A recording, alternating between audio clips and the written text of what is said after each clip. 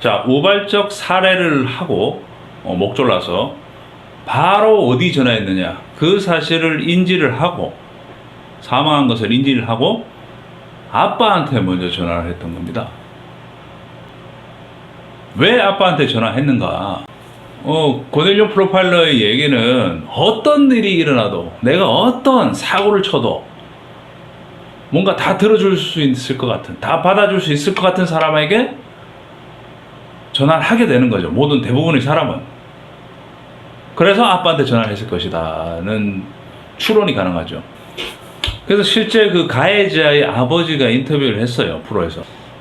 아빠, 나 사고 쳤어, 이런 거예요, 전화해서. 그러니까 이 느낌이란 게 있다. 뭐 불안한 뭔지 그 느낌만으로도 벌써 차 된 거죠. 그 다음에 이제 뭐냐니까, 땡땡이를 죽였어. 어떻게 죽였어? 평생 그렇게 살아, 이래서 목졸라 주겠다. 이게 전말이 이제 사실이 드러난 상태입니다. 가해자의 아버지를 통해서. 그래서 아버지가 얼마 됐어? 20분. 그러니까 아버지가 또, 그래서 여기 보면 뛰어가는 게 나오잖아요, 통화하면서. 통화하면서 신고를 했는지 뭔지 모르겠어요. 일단 어떤 전화기를 들고 이렇게 뛰어가서 먼저 상태를 확인하고, 나중에 뭐 경찰 이런 분들이 왔을 때도 아버지가 와서 문을 열어줬다는 건데, 그렇다면 119가 먼저 와 있긴 한 것 같아요. 이 부분에 대해서는 또 확인을 해봐야 되는데. 그래서 아버지는 자신의 부인한테 전화하고 112에 전화를 한 거죠, 그 다음에.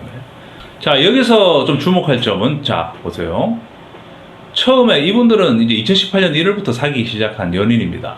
일반 연인처럼 잘 사귀는 사이인데, 뭐 친구에서 연인으로 발전했다는 거 보니까 사귀기 전에도 이미 뭐 친구였을 것으로 추정은 할 수 있겠죠. 자, 이날이 이 피해자, 그러니까 사망한 피해자의 생일이었던 거죠.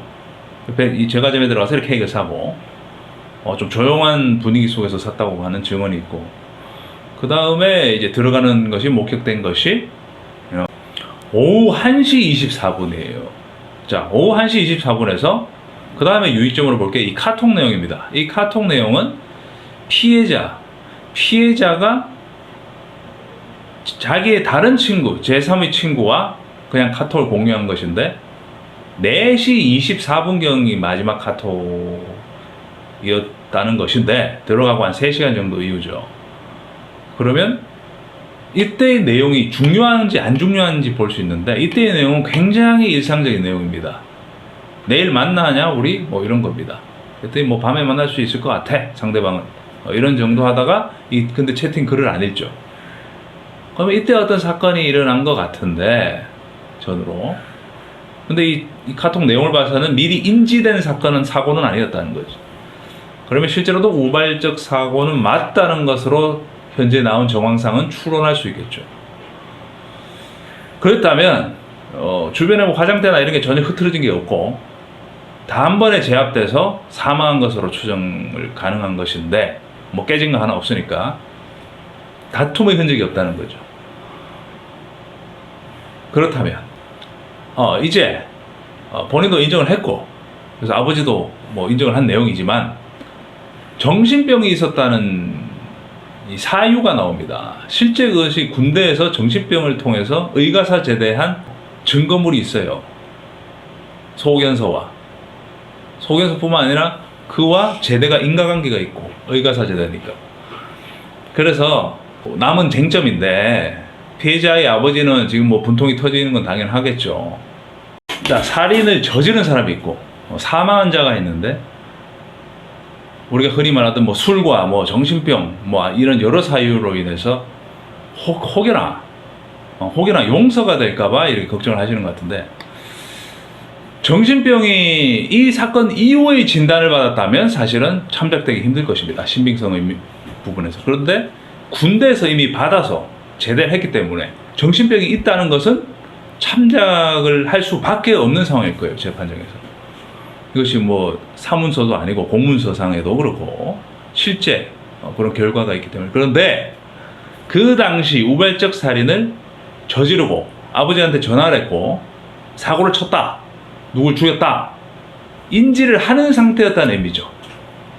평생 그렇게 살아라 해서 화가 났었다, 이런 것이 나와 있잖아요. 그렇다면 그 당시의 심신미약 상태였는가는